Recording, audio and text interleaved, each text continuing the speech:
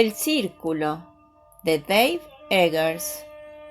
Novela de realismo distópico en 3 libros. Libro primero. Séptima entrega. Estás radiante, de verdad. No estoy radiante. Parece que estás en estado. Ya te había entendido. Para. El padre de May extendió el brazo por encima de la mesa y le cogió la mano. Era sábado y sus padres la habían sacado a cenar para celebrar su primera semana en el círculo. Siempre estaban con sensiblerías de aquel estilo, por lo menos últimamente. Cuando ella era niña, hija única de una pareja que durante mucho tiempo se había planteado no tener hijos, su vida familiar había sido más complicada. Durante la semana a su padre apenas se lo veía por casa. Era conserje de un edificio del parque de oficinas de Fresno. Trabajaba 14 horas diarias y le dejaba todas las tareas domésticas a su madre, que trabajaba 3 turnos semanales en el restaurante de un hotel y reaccionaba a toda aquella presión con un mal genio explosivo, dirigido casi siempre a May. Cuando May tenía 10 años, sin embargo, sus padres anunciaron que habían comprado un aparcamiento de 2 plantas cerca del centro de Fresno y se pasaron los años siguientes turnándose para trabajar en él. A May le resultaba humillante que los padres de sus amigos le dijeran: he visto a tu madre en el aparcamiento. O bien, dale las gracias otra vez a tu padre por no cobrarme el otro día. Pero sus finanzas no tardaron en estabilizarse y la familia pudo contratar a un par de empleados para hacer algunos turnos en su lugar. Y en cuanto sus padres se pudieron tomar días libres y planear las cosas con más de un mes de antelación, se amansaron y se convirtieron en una pareja madura de lo más tranquila y exasperadamente tierna. Fue como si, en el curso de un año, pasaran de ser los típicos padres jóvenes y agobiados a ser unos abuelos reposados, afables y sumidos en la inóptica total acerca de lo que quería su hija. Al graduarse, ella de la escuela de secundaria, se la llevaron en coche a Disneyland, sin entender del todo que ya era demasiado mayor y que el hecho de ir allí sola o con 2 adultos, que en la práctica era como ir sola, se contradecía con la idea misma de la diversión. Sin embargo, lo hicieron con tan buena intención que ella no pudo negarse, y al final se divirtieron de una forma mecánica que ella no sabía que fuera posible con los padres de una. Cualquier resto de resentimiento que ella les pudiera tener por las incertidumbres emocionales de los años pasados era sofocado por las constantes aguafrías de las postrimerías de la mediana edad de ellos. Y ahora habían venido en coche hasta la bahía para pasar el fin de semana en el hostel más barato que habían podido encontrar, que estaba a 25 kilómetros del círculo y tenía pinta de casa encantada. Acababan de salir a cenar a un restaurante falsamente elegante, del que los dos habían oído hablar, y si alguien resplandecía allí, eran ellos. Estaban radiantes. ¿Y qué ha sido de fantástico?, le preguntó su madre. Pues sí, lo sabía. Su madre se reclinó en su asiento y se cruzó de brazos. No quiero trabajar nunca más en otra parte, dijo May. ¡Qué alivio!, dijo su padre. Nosotros tampoco queremos que trabajes en otra parte. Su madre se inclinó de golpe hacia adelante y cogió a May del brazo. Se lo he dicho a la madre de Carolina. Ya la conoces. Arrugó la nariz, que era lo más parecido a un insulto de que ella era capaz. Me puso una cara como si le acabaran de meter una estaca afilada en el trasero. Temblaba de envidia. ¡Mamá! Dejé caer tu sueldo. ¡Mamá! Me limité a decirle, espero que puedas salir adelante con un sueldo de $60.000. No me puedo creer que lo hayas dicho eso. En verdad, ¿no? En realidad, son 62.000. ¡Ay, caray! Voy a tener que llamarla. Ni se te ocurra. Vale, no la llamaré, pero está siendo divertidísimo. Me limito a dejarlo caer en las conversaciones. Mi hija está en la empresa más codiciada del planeta y tiene cobertura total. No lo hagas, por favor. Simplemente he tenido suerte y Annie, su padre, se inclinó hacia adelante. ¿Cómo está Annie? Bien. Dile que la queremos. Se lo diré. ¿No ha podido venir esta noche? No, estaba ocupada, pero la has invitado. Sí.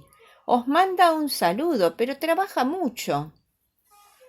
¿A qué se dedica exactamente? Le preguntó su madre.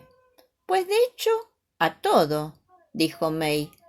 Está en la banda de los 40, participa en todas las grandes decisiones. Creo que su especialidad es tratar con los problemas de regulación en otros países. Estoy segura de que tiene un montón de responsabilidad y acciones, dijo su padre. No me puedo imaginar la fortuna que debe de tener. Papá, deja de imaginarte esas cosas. ¿Por qué trabaja con todas las acciones que tiene? Yo estaría en una playa, tendría un harem. La madre de May le puso una mano sobre la suya. Vinny, para allá. Luego le dijo a May, espero que tengas un tiempo de disfrutarlo. Lo tiene, dijo May. Seguramente ahora mismo estará en una fiesta que hay en el campus. Su padre sonrió. Me encanta que lo llaméis campus. Mola mucho. Nosotros a esos sitios los llamábamos la oficina.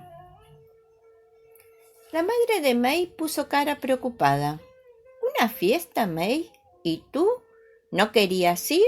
Sí, pero quería veros a vosotros, y fiestas hay muchas. Pero si es tu primera semana. Su madre parecía afligida.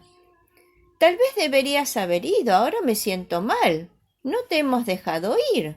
Creedme, montan fiestas día sí, día no.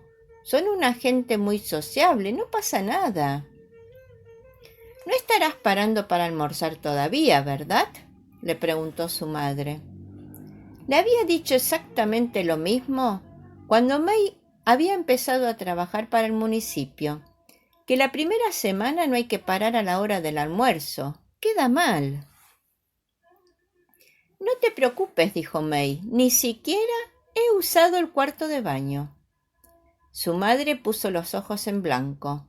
En fin, déjame que te diga lo orgullosa que estoy. Te queremos. Y a Annie, dijo su padre. Eso, os queremos a ti y a Annie. Comieron deprisa, conscientes de que el padre de May se cansaría pronto. Había insistido él en salir a cenar, aunque en su pueblo ya no lo hacía casi nunca. Su fatiga era constante y podía presentarse de pronto y con intensidad, llevándolo casi al colapso. Cuando hacían una escapada como aquella, era importante estar preparados para retirarse deprisa y lo hicieron antes del postre. May los acompañó a su habitación y allí, entre las docenas de muñecas que tenían los propietarios del hostel, desperdigadas por la habitación y mirándolos, May y sus padres tuvieron ocasión de relajarse sin miedo a lo que pudiera pasar. May todavía no se había acostumbrado al hecho de que su padre tuviera esclerosis múltiple. Solo hacía 2 años que se la habían diagnosticado, aunque los síntomas llevaban años siendo visibles. Había empezado arrastrando las palabras, luego intentando coger cosas y su brazo pasaba de largo y por fin se había caído 2 veces en el vestíbulo de su casa al intentar llegar a la puerta. De manera que habían vendido el aparcamiento, habían sacado una suma decente y ahora dedicaban su tiempo a gestionar el tratamiento médico, lo cual implicaba por lo menos unas horas diarias estudiando facturas médicas y batallando con la aseguradora. El otro día vimos a Mercer, dijo su madre, y su padre sonrió. Mercer era uno de los exnovios de May, uno de los 4 novios serios que había tenido en el instituto y en la universidad. Por lo que respectaba a sus padres, sin embargo, era el único que contaba, o por lo menos el único al que ellos tenían en cuenta y recordaban. También se debía en parte al hecho de que seguía viviendo en el pueblo. «¡Qué bien!», dijo May, deseosa de atajar aquel derrotero de la conversación. «¿Sigue haciendo lámparas de brazos con astas de ciervo?». «No te pases», dijo su padre, captando el retintín de ella. «Tiene su propio negocio, y no es que él se jacte, pero parece que le va muy bien». May sintió la necesidad de cambiar de tema. «De momento llevo un promedio 97», les dijo. «Dicen que para una novata es un récord». La expresión de las caras de sus padres fue de perplejidad. Su padre parpadeó lentamente. No tenía ni idea de a qué se refería. «¿Eso qué es, cielo?». May lo dejó correr. En cuanto había oído salir las palabras de su boca, se había dado cuenta de que el comentario sería demasiado largo de explicar. «¿Cómo van las cosas con la aseguradora?», preguntó, y se arrepintió al instante. ¿Por qué hacía aquella clase de preguntas? Ahora la respuesta se tragaría la noche entera. «Mal», dijo su madre, «no sé. Tenemos la póliza equivocada, o sea, no quieren asegurar a tu padre, así de claro, y parece que están haciendo todo lo que pueden para que nos marchemos, pero ¿cómo nos vamos a marchar? No tenemos a dónde ir». Su padre se incorporó hasta sentarse. «Cuéntale lo de la receta». «Ah, sí. Tu padre lleva 2 años tomando Copaxone para el dolor. Lo necesita. Sin él, el dolor le entran las malas pulgas», dijo él. «Pues ahora la aseguradora dice que no le hace falta, que no las tienen en la lista de medicamentos aprobados de antemano, y eso que él lleva usándolo 2 años». «Parece una crueldad innecesaria», dijo el padre de May. «No han ofrecido ninguna alternativa para el dolor. Nada». May no supo qué decir. «Lo siento. ¿Queréis que busque alguna alternativa en Internet? O sea, ¿habéis mirado si los médicos pueden encontrar otro fármaco que la aseguradora sí pague? Un genérico, tal vez». Siguieron así 1 hora y al final May estaba hecha polvo. La esclerosis múltiple, el hecho de que ella no pudiera ralentizarla y su incapacidad para traer de vuelta la vida que su padre había conocido, todo aquello la atormentaba, pero la situación con la aseguradora era otra cosa. Era un delito innecesario, algo excesivo. ¿Es que las aseguradoras no se dan cuenta de que el coste de su ofuscación, de sus negativas y de toda la frustración que causan únicamente empeora la salud de su padre y amenazaba la de su madre? En el mejor de los casos, era una actitud ineficiente. Seguramente todo el tiempo que se pasaban denegando la cobertura, discutiendo, haciendo caso omiso y frustrando, le salía menos a cuenta que otorgar el acceso a los cuidados adecuados. «Ya basta de esto», dijo su madre. «Te hemos traído una sorpresa. ¿Dónde está? ¿La tienes tú, Vinny?». Se congregaron en la cama alta y cubierta por una raída colcha de retales y su padre le entregó a May un pequeño regalo envuelto en papel. El tamaño y la forma de la caja sugerían un collar, pero May sabía que no podía ser un collar. Lo desenvolvió, abrió la caja de terciopelo y se rió. Era una pluma, una de aquellas cada vez más difíciles de encontrar, plateadas y extrañadamente pesadas, que requerían ser cuidadas y recargadas y que servían principalmente para exhibirlas. No te preocupes, no la hemos comprado, le dijo May a su padre. Vinny, se quejó su madre. En serio, dijo él, no la hemos comprado. Me la regaló un amigo mío el año pasado. Le dio lástima que yo ya no pudiera trabajar. No sé cómo pensaba que iba a usar yo una pluma si apenas puedo teclear, pero bueno, nunca fue un tipo listo. Hemos pensado que te quedaría bien en la mesa, añadió su madre. ¿Somos los mejores o qué? Dijo su padre. La madre de May se rió, y todavía más importante, su padre se rió también. Soltó una risa enorme con la panza. En la segunda fase de sus carreras de padres, la fase de la tranquilidad, a él le había dado por reírse todo el tiempo y de todo. Su risa había sido la banda sonora de los años de adolescencia de May. Se reía de cosas que eran abiertamente graciosas y de otras que con mucho provocarían una sonrisa, y también de cosas que lo tendrían que haber molestado. Cuando May se portaba mal, por ejemplo, a él le parecía hilarante. Una noche la pilló escabulléndose por su ventana para ir a ver a Mercer, y a punto estuvo de desplomarse de la risa. Todo le resultaba cómico. Todo lo que tuviera que ver con la adolescencia de ella lo mataba de risa. Tendrías que haberte visto la cara cuando te he pillado. ¡Impagable! Pero luego llegó el diagnóstico de la esclerosis múltiple y el júbilo desapareció casi por completo. El dolor era constante, los períodos en que no se podía levantar, en que no confiaba en que las piernas lo sostuvieran, eran demasiado frecuentes y demasiado peligrosos. Todas las semanas le tocaba ir a urgencia y por fin, gracias a los esfuerzos heroicos de la madre de May, visitó a unos cuantos médicos que le prestaron atención y le dieron los fármacos adecuados que lo estabilizaron, por lo menos durante una temporada. Luego vinieron los debacles de las aseguradoras y el descenso a aquel purgatorio de atención sanitaria. Aquella noche, sin embargo, su padre estaba boyante y su madre también estaba de buen humor. Había encontrado jerez en la cocinita del hostel y se había puesto a compartirlo con Mae.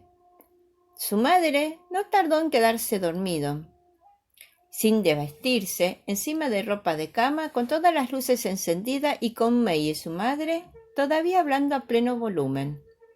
Cuando vieron que se había quedado roque May, se hizo una cama a los pies de la de ellos.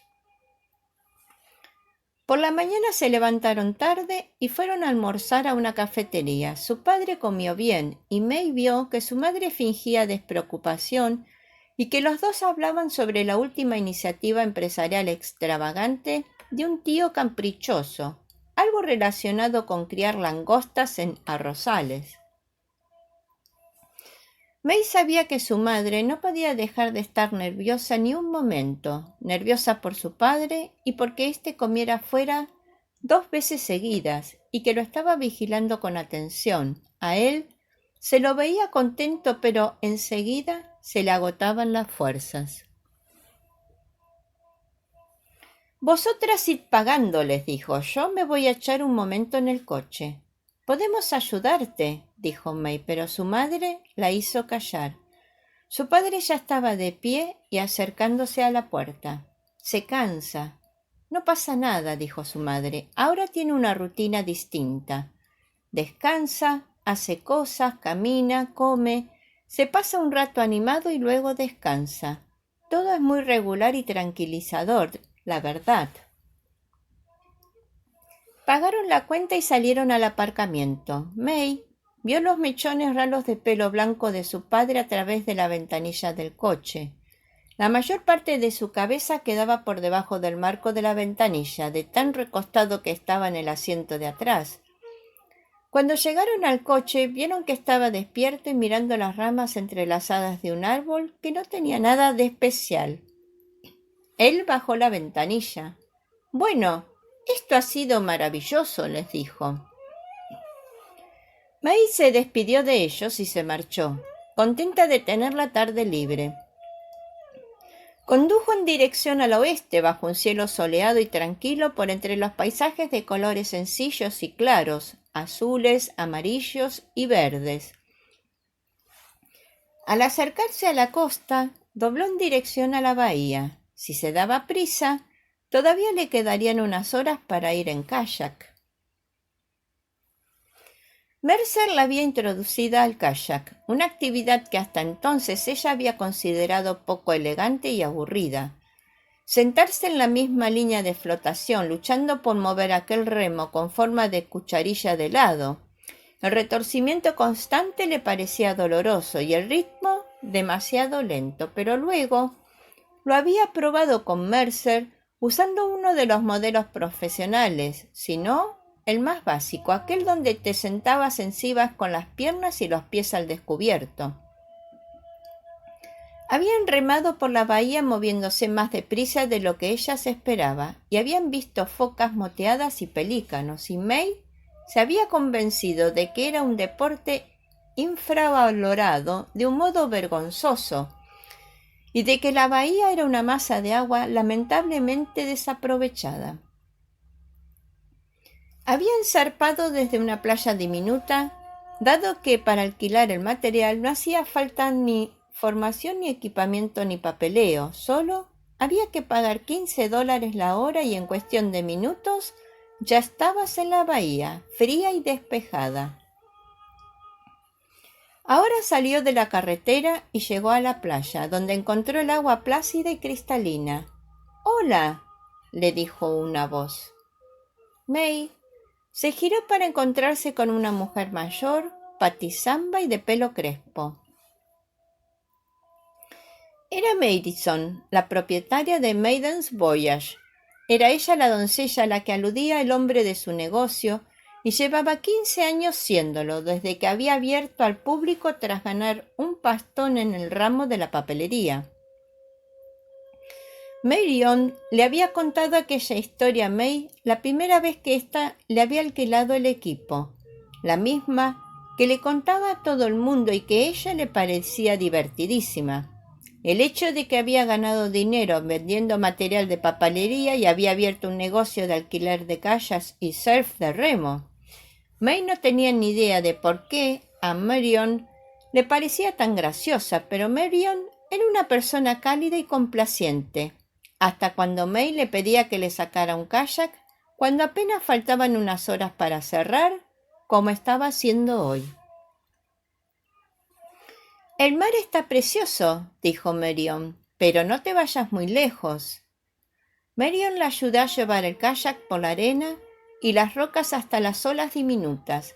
Le puso el salvavidas a May y recuerda, no molestes a la gente de las casas flotantes.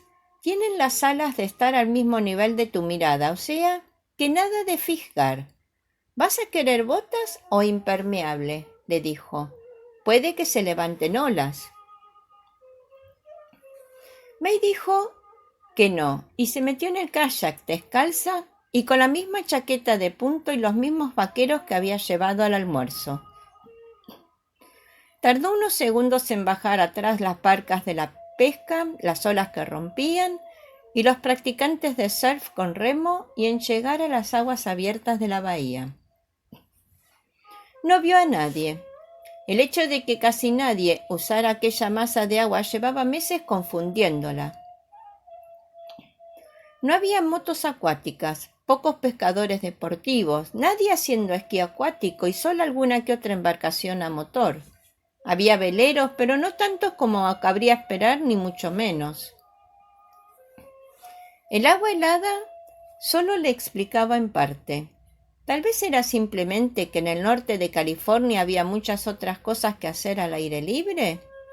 Era un misterio, aunque May no tenía queja. Así le quedaba más agua para ella.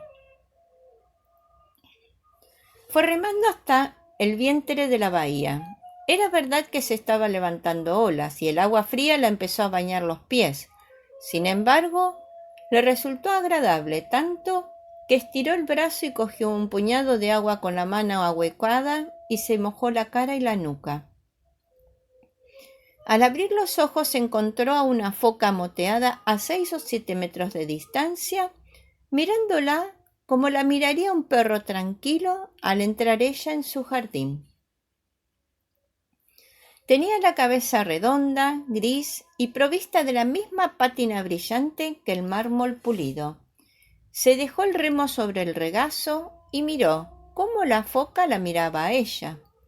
Los ojos del animal eran como botones negros, vacíos de pensamientos. Ella no se movió y la foca tampoco. Estaban las dos paralizadas en aquella contemplación mutua, y el momento, por su forma de alargarse y regocijarse en sí mismo, perdía continuidad. ¿Para qué moverse? Le llegó una ráfaga de viento trayéndole el olor acre de la foca. Ella ya se había fijado en aquello la última vez que había salido con el kayak, en lo fuerte que olían aquellos animales, un olor a medio camino entre atún y perro sucio. Era mejor ponerse contra el viento, como si le acabara de entrar la vergüenza, la foca se sumergió bajo el agua. May siguió alejándose de la costa. Se puso como meta llegar a una boya roja que acababa de ver, cerca del recodo de la península, en las profundidades de la bahía. Tardaría media hora aproximadamente en llegar a ella, y por el camino dejaría atrás varias docenas de barcazas y barcas de pescas ancladas. Muchas habían sido reconvertidas en casas flotantes, y ella sabía que no tenía que mirar por las ventanas, pero no lo pudo evitar. Estaban llenas de misterios. ¿Por qué había una motocicleta en esta barcaza? ¿Por qué había una bandera de confederada en aquel yate? A lo lejos vio un hidroavión volar en círculos. Se levantó un viento a sus espaldas que la hizo dejar atrás enseguida la boya roja y acercarse a la orilla opuesta. No había planeado desembarcar allí, y nunca antes había llegado a cruzar la bahía, pero pronto tuvo la orilla a la vista y acercándosele a marchas forzadas, mientras el agua perdía profundidad y bajo la superficie empezaba a verse la sostera. Se bajó de un salto del kayak y sus pies aterrizaron sobre los guijarros redondeados y suaves. Mientras empujaba el kayak hacia arriba, las aguas de la bahía subieron y le envolvieron las piernas. No fue una ola, fue más bien una subida uniforme del nivel del mar. Ella estaba de pie en una orilla seca y al momento siguiente el agua le llegaba a las espinillas y la dejaba toda empapada. Cuando el agua volvió a descender, dejó tras de sí una ringlera ancha de algas grotescas y empolladas, azules, verdes y bajo cierta luz iridiscentes. Ella la sostuvo en sus manos y vio que era lisa y gomosa y tenía los bordes extremadamente rizados. May tenía los pies mojados y el agua estaba fría como la nieve, pero no le importaba lo más mínimo. Se sentó en las rocas de la playa, cogió un palo y se puso a dibujar con él, repiqueteando en los guijarros lisos. Varios cangrejos diminutos, desenterrados e irritados, se alejaron correteando en busca de nuevos refugios. Un pelícano aterrizó playa abajo, sobre el tronco de un árbol muerto, blanqueado por los elementos e inclinado en diagonal, emergiendo del agua de color gris metálico, señalando perezosamente al cielo. A continuación May se sorprendió a sí misma sollozando. Su padre estaba fatal. No, no estaba fatal. Lo estaba llevando con gran dignidad. Pero aquella mañana había algo completamente fatigado en él. algo derrotado y resignado, como si supiera que no podía luchar al mismo tiempo con lo que estaba pasando a su cuerpo y con las empresas que gestionaban su tratamiento. Y ella no podía hacer absolutamente nada. No sí que podía hacer mucho por él, podía dejar su trabajo, podía dejarlo y ayudar a hacer las llamadas telefónicas, a luchar todas las batallas que había que luchar para mejorar su estado. Era lo que haría una buena hija, una hija única. Una buena hija única se pasaría los siguientes 3 o 5 años, que tal vez fueran los últimos años de movilidad y de plenas capacidades de su padre, ayudándolo a él y a su madre, formando parte de la maquinaria familiar.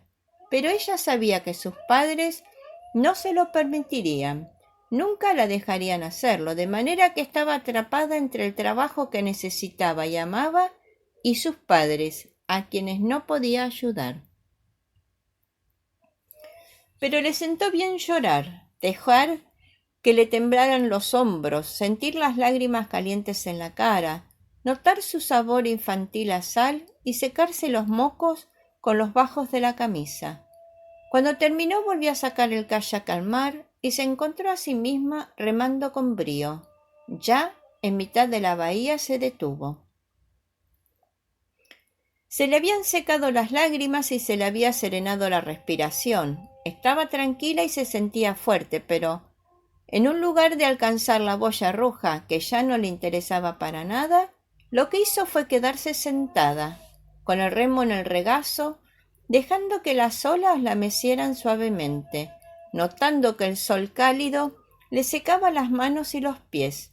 Era algo que hacía a menudo cuando se encontraba lejos de la costa. Se quedaba sentada muy quieta, sintiendo el volumen enorme del océano debajo de ella. En aquella parte de la bahía había tiburones leopardo, rayas murciélago, medusas y hasta alguna que otra marsopa, pero ella no vio ninguna de aquellas bestias. Estaban escondidas en las aguas oscuras, en su mundo negro y paralelo, y el hecho de saber que estaban allí, pero no dónde, ni tampoco nada más, le produjo en aquel momento una extraña sensación de que todo estaba bien. Muy a lo lejos podía ver el lugar donde la boca de la bahía daba paso al océano, y allí, abriéndose paso por una franja de niebla ligera, vio un enorme buque contenedor que navegaba hacia alta mar. Pensó en moverse, pero no hizo ni vio razón para ello. No veía razón alguna para ir a ninguna parte. Estar allí en medio de la bahía, sin nada que hacer ni ver, ya era más que suficiente. De manera que allí se quedó, arrastrada lentamente por la corriente durante casi 1 hora.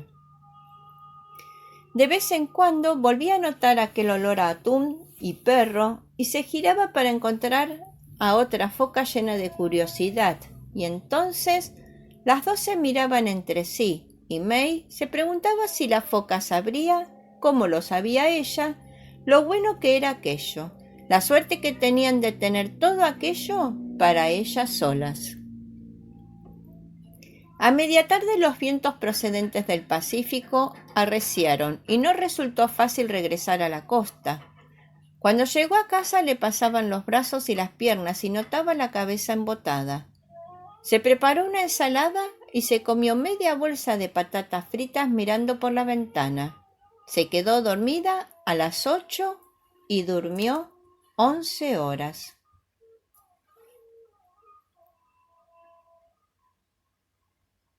El día libre para May a su familia acercó. El disfrute de la naturaleza en soledad, sus profundos sentimientos permitió aflorar. Fifi la cuentacuentos agradece tu escucha. Anhela que este relato haya sido de tu agrado. Te invita a suscribirte a su canal para que cada domingo de sus estrenos puedas disfrutar.